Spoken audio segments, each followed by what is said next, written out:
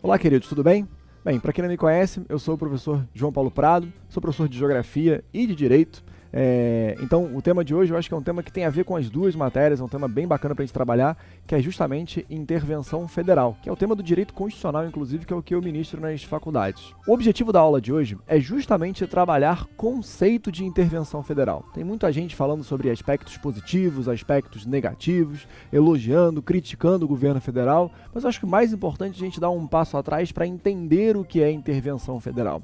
Primeira coisa que eu te chamo a atenção é que você não confunda intervenção federal com intervenção militar. Essa é uma confusão comum que está acontecendo. É uma intervenção federal o que está acontecendo, só que é uma intervenção federal especificamente na área da segurança. Então, como é na área da segurança, o governo federal ele indicou o Comando do Leste, ou seja, o Exército, para executar essa intervenção. Mas a intervenção, de fato, é federal. Tá bom. Ponto. E qual o conceito de intervenção federal que você tem que saber? Intervenção federal significa uma redução da autonomia do Estado. E essa redução da autonomia do Estado vem em função de uma intervenção da União, ou seja, do governo federal. Eu sei que o conceito parece um pouco confuso, então a gente vai criar alguns pilares para você entender melhor esse conceito. Você deve saber que o Brasil ele é uma república federativa, ou seja, além de uma república, o Brasil é uma federação. E basicamente o conceito de federação significa repartição de competências, repartição de autonomia para os entes federativos. Entes federativos que são União, Estado e município.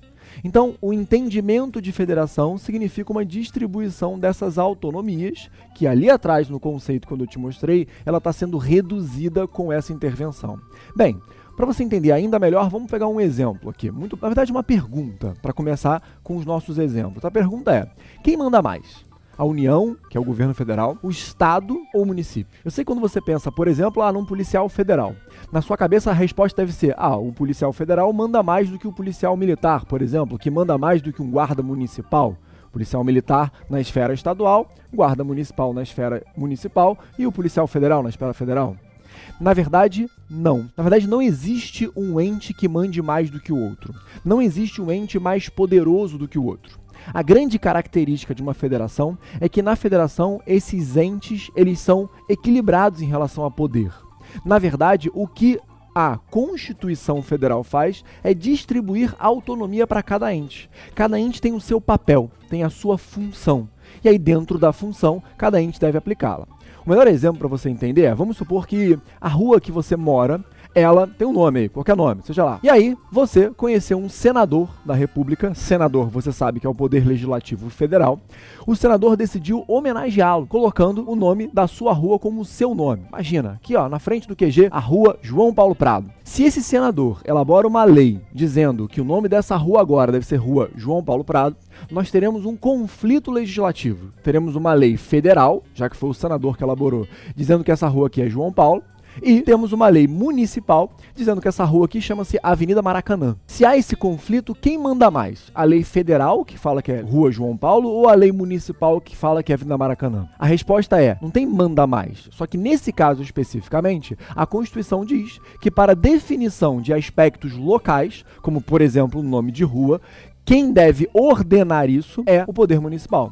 Então, nesse caso especificamente, prevalece a lei municipal e a rua vai continuar se chamando Avenida Maracanã. Ou seja, não é que o federal é mais poderoso do que o municipal, ou que o estadual é mais poderoso que o municipal, não é isso. Cada um desses entes tem a sua autonomia. A Constituição diz o que eles têm que fazer, tem a sua competência para agir. Se a Constituição fala o que eles têm que fazer, então, dentro dessa esfera, eles devem agir. Um passo atrás agora, porque você entendeu a lógica da federação. O que é essa tal de autonomia que eu estou te falando? Autonomia é um conjunto de liberdades para agir. Eu posso agir dentro de uma certa esfera. Vamos supor, por exemplo, que você vire ao seu pai, que é o ente soberano, que é aquele que estabelece as regras na sua casa. Seu pai e a sua mãe, conversa com um casal lá.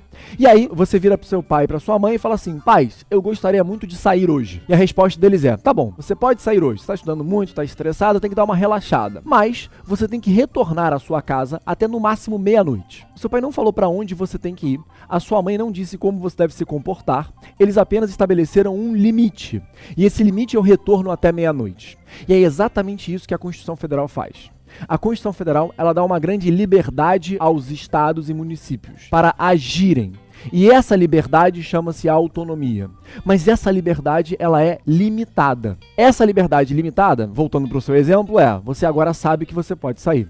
Daí você vira para os pais e fala assim, eu vou sair para o boliche com as minhas amigas. Sua mãe vai te responder, você pode ir para onde você quiser, desde que você volte meia-noite. Você é livre para escolher para onde você vai. Você vira para sua mãe e fala assim, mãe, olha o absurdo, eu vou sair, sou menor e vou beber, vou me embriagar e vou andar pelado pela rua. Se a liberdade que ela te deu foi retornar até meia-noite, você pode fazer, você está na sua esfera de autonomia. Qual é o grande problema de uma federação? É quando você decide fazer o que você quiser, mas voltar meia-noite e 5. Porque se você quiser voltar meia-noite e 5, você extrapolou, você excedeu a sua autonomia, você desrespeitou o poder soberano. Caso você desrespeite o poder soberano pode agir contra você. Na sua casa, no seu exemplo, seus pais vão te colocar de castigo. Na nossa federação, o governo federal tem o poder de intervir sobre os estados, caso eles excedam a autonomia. Bem, agora você está começando a fazer o link e entender o que é intervenção federal. Se por algum motivo houver um desequilíbrio dessas competências, dessas autonomias, e esses entes não estiverem autônomos, porém equilibrados e harmônicos, como a nossa Constituição diz, é possível que o governo federal ele realize uma intervenção. Eu vou te dar um exemplo clássico de intervenção. Um dos estados, por exemplo, o Rio Grande do Sul, decide se emancipar, decide virar um país. A Constituição Federal não dá essa autonomia para os Estados-membros. Na verdade, nenhuma federação dá essa autonomia. Nenhum Estado pode se emancipar, sair da federação. Se não dá essa autonomia, caso algum Estado levante uma bandeira dizendo quero me transformar em um país, ser independente, adivinha o que o governo federal vai fazer contra esse Estado?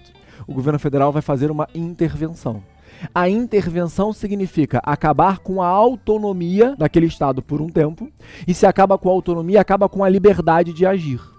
Indo para o caso do Rio de Janeiro especificamente, você inteligente, já conseguiu perceber o que aconteceu. Como o estado do Rio de Janeiro, ele não conseguiu dar conta da sua função com a autonomia que tinha, e qual era a função? Cabe aos estados a segurança regional. Então, se cabe ao estado do Rio de Janeiro promover a segurança e a estabilidade do estado do Rio de Janeiro, e o estado do Rio de Janeiro não consegue trazer essa ordem pública, e é assim que o artigo da Constituição menciona, o estado do Rio de Janeiro, ele vai sofrer uma intervenção do governo federal, que vai acabar com a liberdade do estado do Rio de Janeiro em agir, especificamente no caso da segurança, e o governo federal vai passar a literalmente tocar, a executar o plano de segurança do estado do Rio de Janeiro.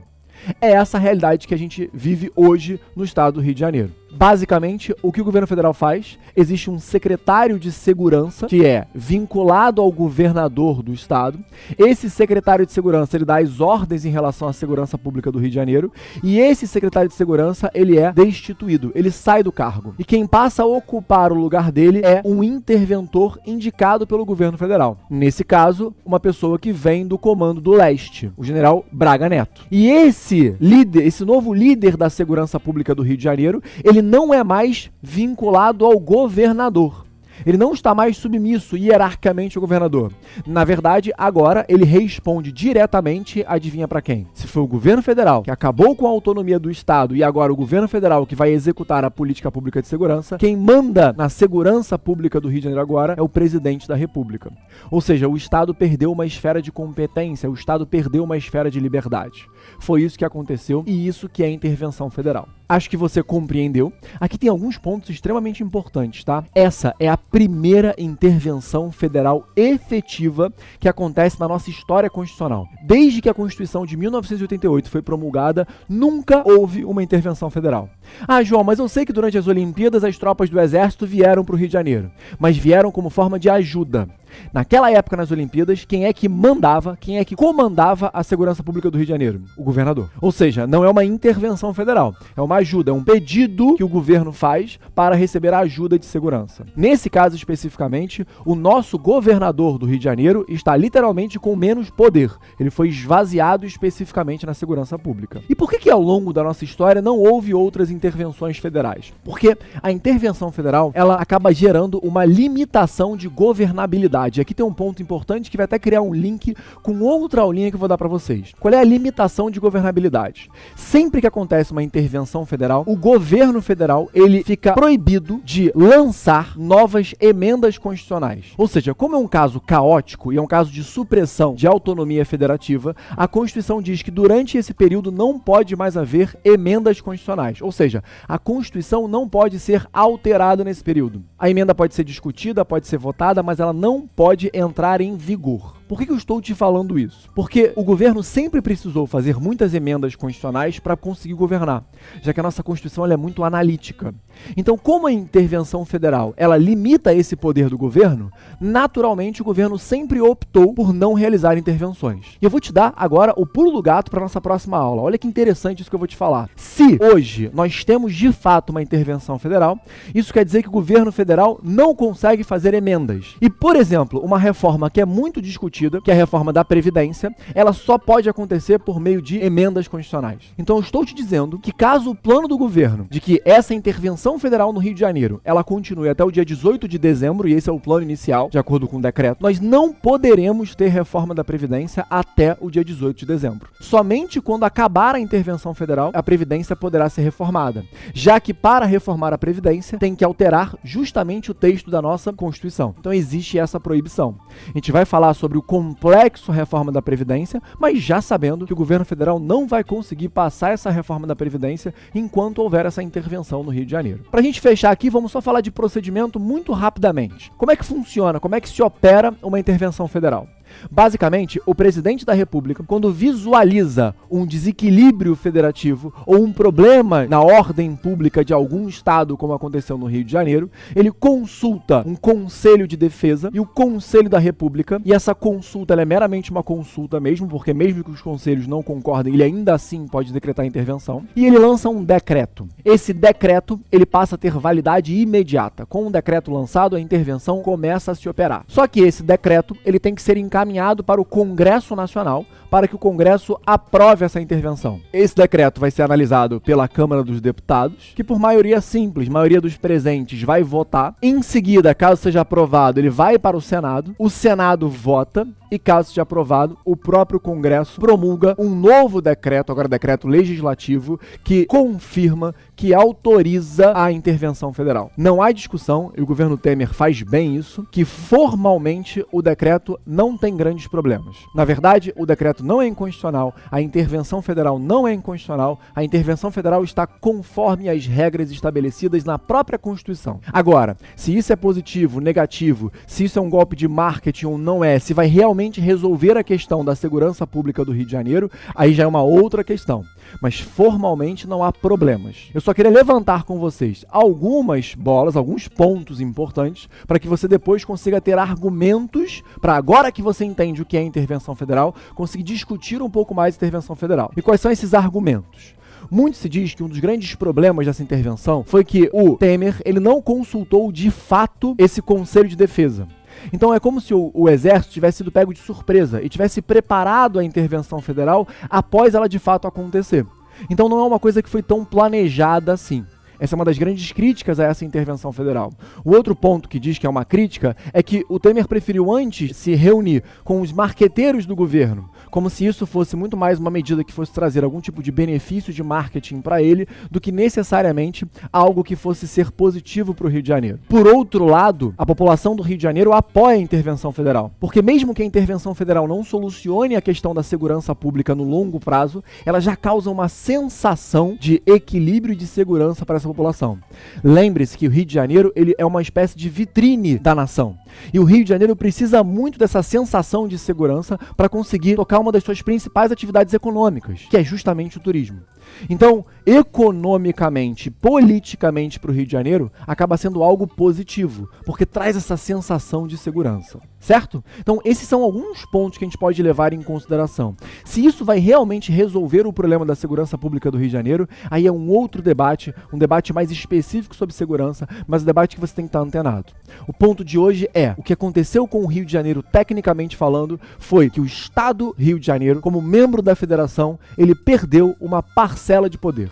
A intervenção federal, que pode ser integral, completa, quando acaba com todo o poder, toda a autonomia do Estado, ou parcial, como foi o nosso caso. O caso do Rio de Janeiro, ele é um caso de intervenção parcial, porque ela vai apenas na segurança, e temporal, porque o governo planeja fazer isso até dezembro. Então, essa é a lógica da intervenção federal. Eu espero que vocês tenham entendido, espero que tenham gostado. Depois a gente volta com outros temas. Um grande beijo para vocês e bom vestibular.